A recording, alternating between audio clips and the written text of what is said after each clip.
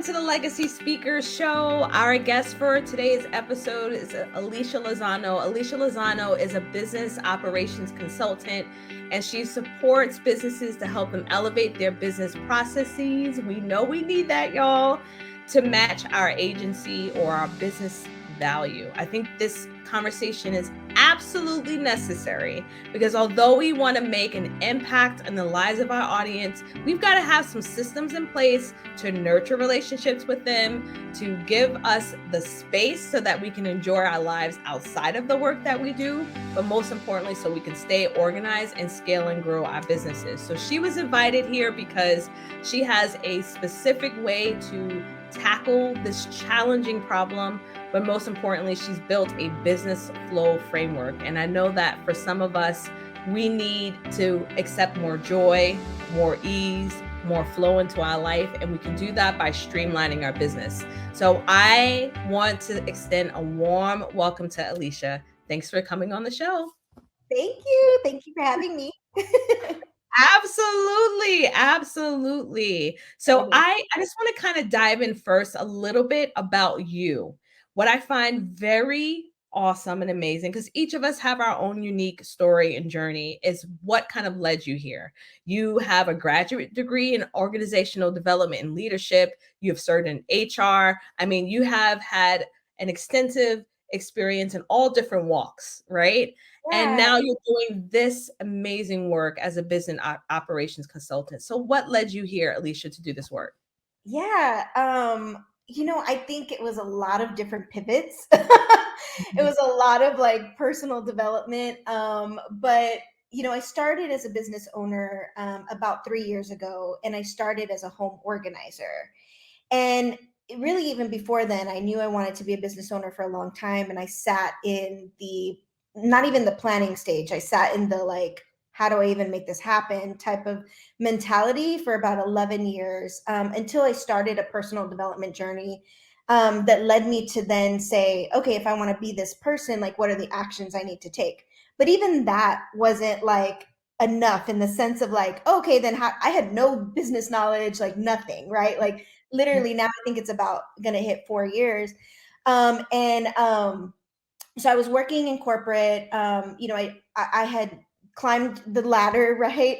And I just still felt like unfulfilled. I had checked the boxes, and I think we hear this story, right? We check the boxes, and then we realize, like, oh my goodness, there's more to this. Thankfully, I had gotten into personal development, and that led me to pose a question to my audience about what has been on your to-do list for over 2 weeks. And that led me to then come up with the idea of organizing, because in some fashion or sense, like people were saying like, oh, get my garage together, or, oh, like my kid's room is a mess, or oh, like something like that. And so I was like, and this is like right before the Marie Kondo, like she blew up and then had a Netflix show and everything. And so I had no idea that professional organizing was a thing. So started there, quickly realized it's not really what I wanted to do. I tried digital organizing. And then from there, because I was on this personal development journey, I actually felt called to like, it's like that come into Jesus moment when you're like, I have to shed the word. Like I felt that way about personal development. And so I was like, how can I do this? How can I monetize it? Like, these are all the questions that were going through my head. And so I started to life coach, and then that led to speaking, a short stint in motivational speaking, because we have a message to share, right? We have something to say. And so then that led to hitting, I mean, it's been up and down, but hitting like a low. And I started to dabble into, I feel like it's an evolution from personal development into like spirituality and like understanding the law of attraction and that kind of stuff. And so when I was kind of in that space, I actually had a friend of mine, who had been there. I call her like my day zero, because she was like literally there when I was like, what do I do? Yada, yada. And she said, hey, like she's a business owner. And she said, hey, I haven't really asked you to help me in my business before, because I know that you're trying to do like your coaching thing, and like, I know you're trying to do other things, but I need help in my business to write SOPs and to get my systems in order. And I was like, I said yes, but in my head, I was like, what are SOPs? Here I can help you. I got that, and so what was incredible about this story and what I'm leading to is that when I wrote, so I'm a researcher. I went to work and I'm like, okay, if I tell somebody I'm going to do something, I'm going to do it. Like, I don't care, and that's in me. So I went to work. I'm a YouTuber. I'm a Google Universityer, all of the things. I all the books that I could find under systems topic, right? And then because I wanted to make sure I wrote the SOP right. And so when I wrote my very first SOP, I was still working in corporate at this time, so I've been side hustling this whole time. When I wrote my very first SOP, I had a energetic shift in my body. I know. Wow. That's like write your SOP, have it like weird. I know. But I had this like energetic, like knowing that like this was it. And what's important too is that I think it's a little bit different is it didn't feel like a passion. This whole time I had been trying to monetize a passion, right? And it was like it didn't feel like a passion, but it felt like I was in business. And that feeling alone was like, oh crap, and I really felt like, how they tell you to find the cross point between what you're good at and what people need, right? It felt like I found that point, and I was like, "Oh my gosh!" And of course, later on, I looked, followed the red string, and I mean, home organizing, Yes. doing. I've always been an operator. Like I love to, and I mean, it's always there, but like I didn't know. And so yeah, that's how I landed on operations, and I've just this is something I'm sticking with. I haven't wanted or gotten the urge to trash it like I felt like other businesses, I mean, people can relate. I'm multi-passionate, right? So I'm like, oh, shiny object, and then like going on to something else. But yeah, I really haven't felt that in my journey in operations, and that could be too. Even in operations, I wrote SOPs and I was more of administrative and more of the OBM role because I was also helping her manage her team. And that turned into like a strategist. And then that turned into consulting when I realized that like, okay, strategy is where I shine. Like even writing a project plan, like the action plan that's part of my business ops audit, like I like that stuff. Like I'm here for it. So it's been an evolution even in the operations space of what I'm doing. So yeah, that's my story to hear. Yeah, and I see a lot of alignment, like you said. It all kind of makes sense of how it kind of gelled together. I would, Yeah. I think it was important for us to bring this topic in. One, it's always wonderful to hear people's journey and what led them to what they do. But most importantly, as speakers, we have to understand that we can create these amazing, beautiful, transformative experiences, but still come back to a business that doesn't bring us joy. We could Mhm. impact our audience, but come back to a feeling of complete desperation because the back end of our business isn't supported in a way where we can continue to flow. So we have 100%. so many speakers who are amazing at the work that they do, and yet they haven't gotten the help, right? I know so many that are solopreneurs, and yes, it's great to get all this, you know, um, great fees that are in the 5-figure range, but you lose a quality of life if you don't have the business side foundation that is structured. And what I find is missing out on our children's lives, missing sleep, working 7 days out of the week are not the reasons why we're choosing to do that work we do. And regardless of how much we try to prevent it, unless we actually take the time to set up that structure, we're going to find that at the end of the day, we'll be suffering. And we don't want that because we can't serve our audience or the people who are waiting to hear our voice in a way that will help transform their life. We can't serve them to our best potential. So I would love to hear from you. What are like one or two shifts that you have seen when people streamline their business? Why is it absolutely necessary for them? Yeah, I think one big one is that we are not just our business. We are not, and you touched on this a little bit, like, there are other, we want to spend time with our families, we want to do other things, but we also might want to pivot into other businesses. We might want to, we might want to incorporate the speaking, right? We might be right on the cusp of getting opportunities, but feeling like, if I take this opportunity, or if I take an opportunity to travel, like, what's going to happen? So I think, like, the biggest shift is getting the freedom to explore and play, because we don't, Yes. maybe we're, as a kid, we wanted to paint, right? And we can be Mhm. a business owner and we can paint. Like, we can be a business owner and we can dance. We can be a business owner and do whatever we want to do. And I think, that's a big shift, when you can just say, and maybe you don't know what that is yet. Maybe, you're in the grind, and you're speaking, and you're coming back to a business, and you're having to do the day to day. You're having to pitch yourself. You're having to do the follow ups. You're having to, grab your media kit and try to put it together, right? Like, you're grabbing your profile and grabbing all these things, and you're still doing that manually. And you're coming back to that. And I think that, when you have your operations, or when you improve your efficiency in your business, you have the freedom to explore and play. And I think that's just a huge part, of it as well. Ooh, yes. That just keep going, keep going. I got something to say. You go. No, I want to hear. I hear what you say. Yeah. That just resonated with me. The freedom to play. Like, that just, so my word for this year is freedom, but that just really sums up beautifully what it is that you create in your business, right? Sure. And the work that you do.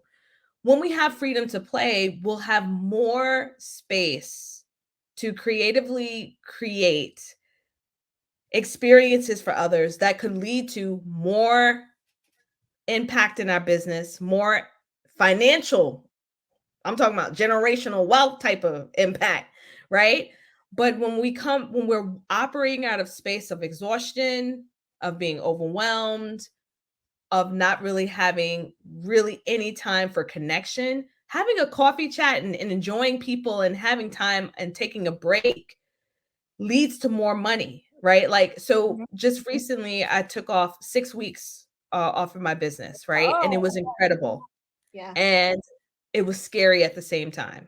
Mm-hmm. It was hard for me to wake up and feel, okay, I don't have to do no work today. Like, how is this even possible, right? And that would not have been possible if I didn't have systems in place. And then I made more money by taking off. Like, that's why I made more money in my business by taking Yep. off of my Yep. business. So I just want you to share with them also, on, because some of them are like, all right, yeah, that sounds good, right? Like, oh yeah, that sounds great. Oh, I'm tired of the mindset work. All right, whatever. What do I need to do?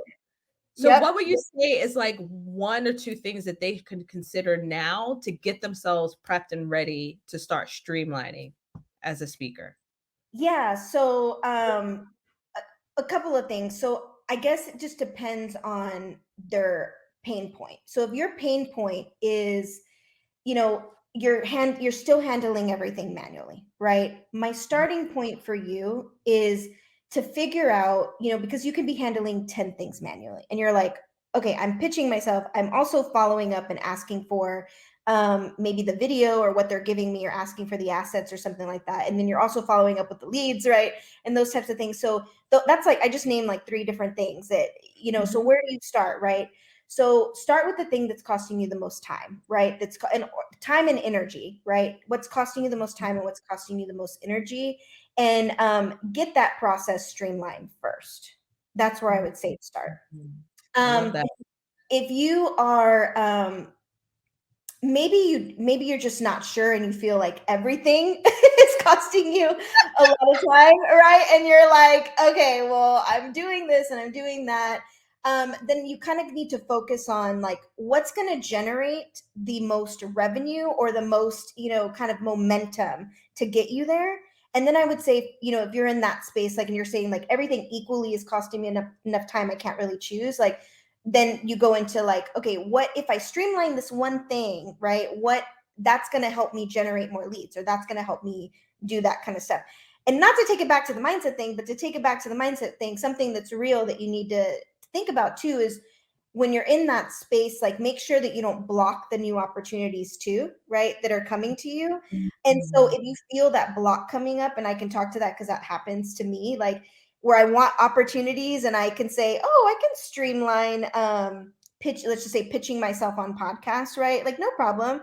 But I'm like, but what happens if I get 10 podcasts? Like you see my face, like I'm like, oh my gosh, like how am I going to manage that and manage the client work? So dig a little bit deeper into, where that block is coming from. And then that may be something you need to streamline. So that would be my response. I love it. And exactly it's exactly what we need to hear. So just as a recap, time and energy. A lot of times if you're starting in the very beginning of business, we've got a lot more time, right? Than we do the capital to do things. So a lot of times we were used to doing things manually, but after you reach a certain part in your business where you're building, when you're at a 6-figure mark and you're in the multi 6 figures heading towards 7 figures, systems are absolutely necessary. They're necessary. They never take away from relationships and the building that is necessary as you are networking and building your visibility as a speaker. But the systems that are in place will allow other people to support you so that you can stay in your zone of genius. And I think what people don't realize is even the small task, for me personally, a small task of me having to find time on my calendar for someone to meet with me takes too much energy. It takes too much energy. I have to delegate that, right? I have to give that to my executive assistant. I need to focus on the $10,000 decisions and not the $100 decisions, right? There's a reason for these systems in place. And a lot of times we wait until we feel like what you said, where you feel like everything is overwhelming and you're ready to throw a bomb on it, right? I don't probably shouldn't say that because this is searchable SEO content. So you're ready to throw it in the trash. You're ready to throw it in the trash, right? You're ready to just blow up your whole business and say, I'm done with it. How about we be more proactive, get a business audit with Alicia so she can look at where your gaps are in your systems and start building them slowly. The SOPs aren't going to happen overnight. You're not going to have an entire 50 SOPs overnight. It's one task at a time. Yep, absolutely. Yeah, and I like that you went into the business ops audit because that is, if you do not want to DIY it, right? I talked about the DIY, right? A business operations audit for looking at, the 6 areas of your business and looking at what is the primary focus in terms of like where you're going in your vision and what's important to your clients. That's another like core kind of piece that we look at. And what's your priority? And then starting there, start building your foundation there. Because when we talk about building systems, like you have 6 areas in your business. You can build literally 100+ systems, right, to help streamline your business. And obviously to a visionary, right, that's like, hell no. I'm not building 100 systems out, and I also wanted to say, like, to make it easier, like, when you're ready and at that point where you're saying, okay, I hear what you guys are saying. I need some help. And how do you transfer that knowledge, right, of help?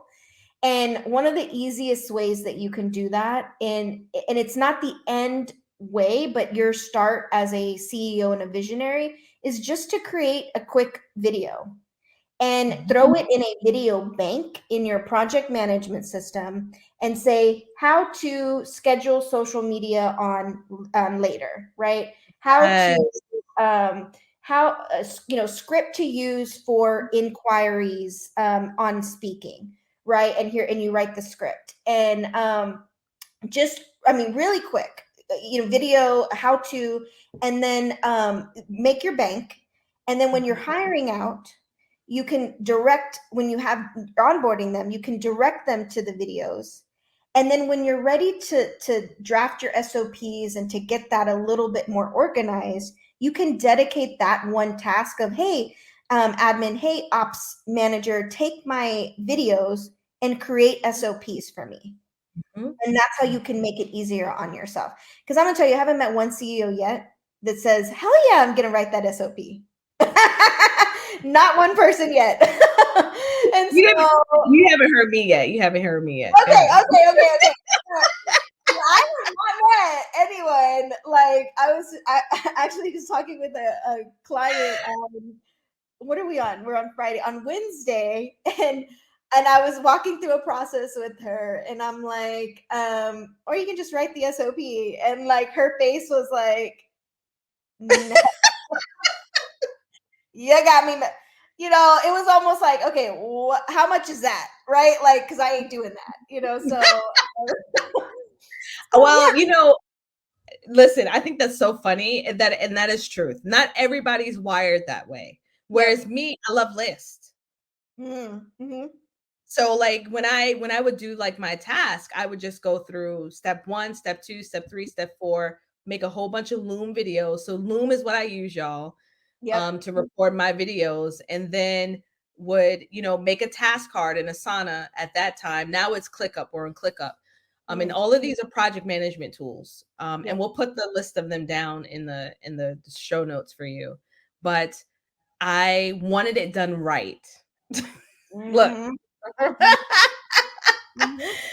However, what I also needed to realize, and being a true CEO, I also have to allow my team to work in as a leader. So now a lot of times I may describe what it is that I need and have them write the SOP. Yep, exactly. And it's going to get done. Yep. Right. And it's going to be done. Have you created an SOP on how to write SOPs? No. Okay, I'm gonna give you one. So when you say have it done right, if you're resonating with that, I can actually just give you the link for everyone to download an SOP on how to create SOPs. So I love that. Yeah, you do want it standardized. I mean, that's the whole point, right? Of getting things like standardized, especially too, like on a side note, like if you're in a business that you're looking to sell in the future, having this foundation like is gold, like having your SOPs. But I just don't think like I don't hear that often, so I wanted to say that. But the SOP on creating SOPs, we can drop the link in the show notes, and it tells your team and it explains this is exactly what the section means and how it should be written.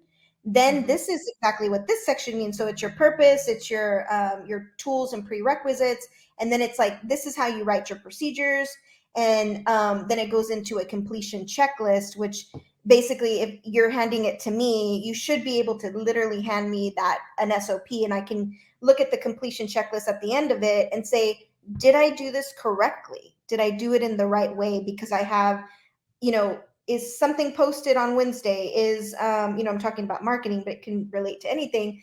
It just has different things, and you can, it's like a check, on whether or not they did it in the right way, for sure.